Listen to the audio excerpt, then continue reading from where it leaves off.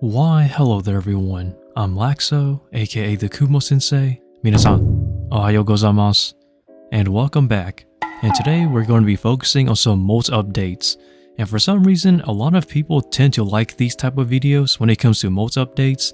So here we go. This one here that you're seeing is my Brachypelma hamorii, also known as the Mexican red knee, and honestly, this is probably the most well-known tarantula ever because it's pretty much featured in every single book that you've seen as a kid. So this little guy here is actually a male, and I do have 3 males and 1 female, and my 1 female is actually relatively small, so I don't plan on breeding her just yet, and these males are outgrowing her for certain, so there's no breeding for this yet.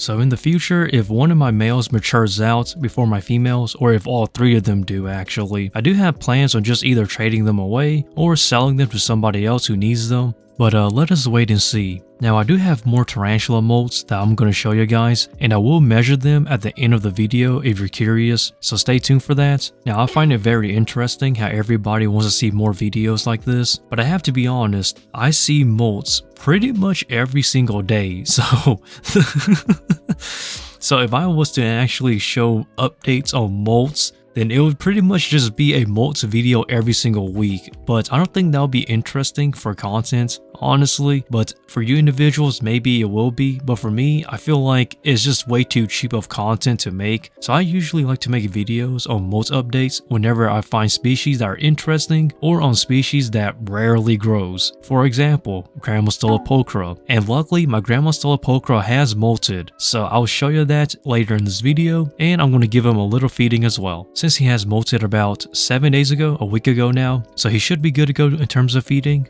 Now that I think about it, my male Grammostola pulchra is a relatively old male. He's about 7 years old this year. Now I didn't grow him up as a sling. I got him around 4 years of age, and he was about 2 inches in the leg span. Now he's about 3.5, reaching about 4 inches in the leg span. So I had him for about 3 years. So yeah, if you want a Grammostola pulchra, be prepared because they grow extremely slow. Like, you're going to be 10 years older by the time you get pretty much a subadult size.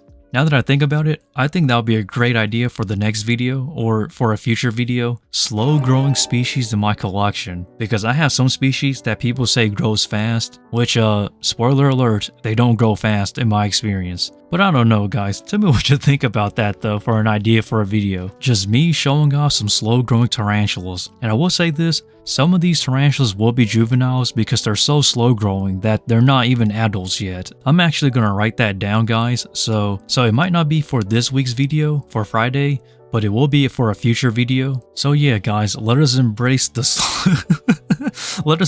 slow growing species. I would like to know what is your slowest growing species of tarantula in your collection. Please leave it down below. I'll be curious to know. So this video will come out on a Tuesday, but it may come late because I have some personal things going on in my life. And yeah, it's very personal, so I can't really talk about it, but I will try to get this out on time.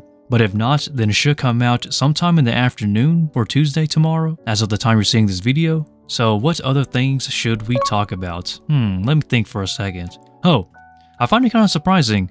Someone actually sent me an email asking about the tarantula market, and I have to say that individual is a very smart individual. Usually people ask questions regarding about breeding, but the smart tarantula breeders that are coming into this market will actually ask about the market itself. They were talking about curly hairs because I made a video discussing about that. I'll leave a video in the top right if you're interested, because in that video I talk about the curly hair tarantulas and their saturation in the market.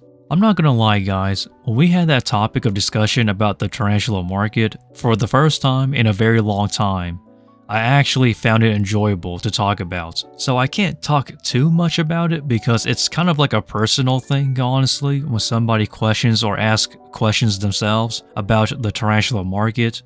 Because like I stated, I'm kind of picky about my information and who I choose to help, so I'm just gonna leave it at that, but let's just say that it was pretty fun. So jumping back into the molts and whatnot, a lot of people do ask, do I breed my males that molt out once they're mature and whatnot? And the honest answer is that, I don't really know. It really just depends on the situation.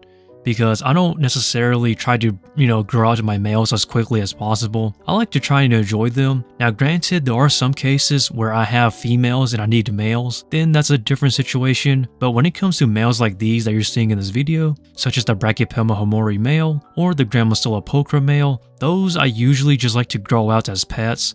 So I guess the best way to put it is that if I don't have an adult female or a mature specimen that's a female and I'm stuck with males, then usually I'll just keep those as pets.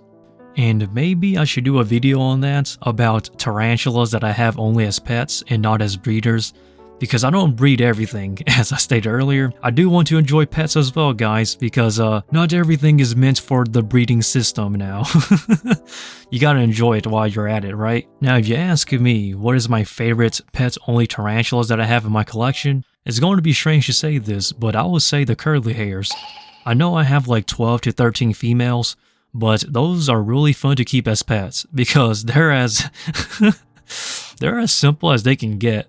Easy to keep, fun to have around, and overall they're very, I don't want to say standard, but they're very acceptable.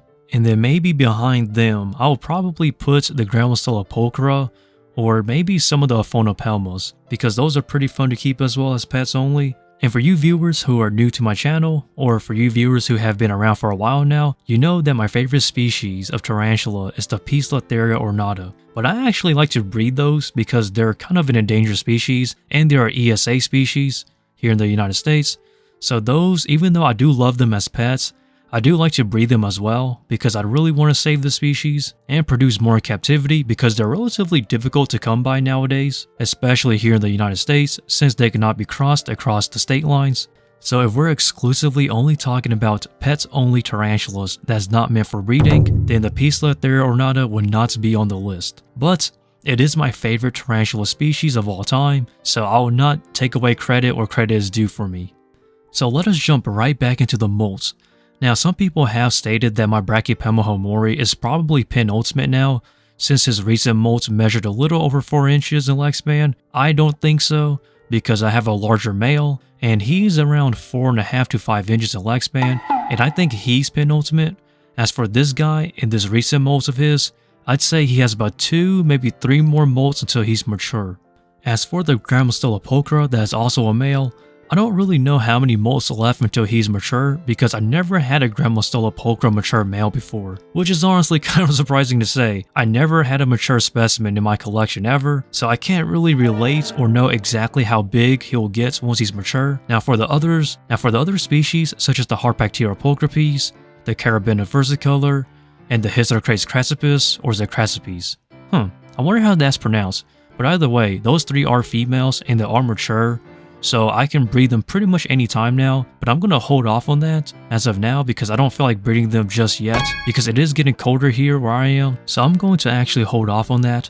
And trust me, I know that a lot of people, if they were in my shoes, they would probably try to breed everything, but if you have molts pretty much every single day or week, then you kind of had to pick and choose what you want to breed. And with that guys, I'm going to leave it off right about here. So without further ado, I'm Laxow, aka the Kumo Sensei. As the typical, like, comment, subscribe, new videos every single Tuesday and Friday, and also support me on my social medias and Patreon. And with that, stay lax, and Laxow out from the Kumo Sensei.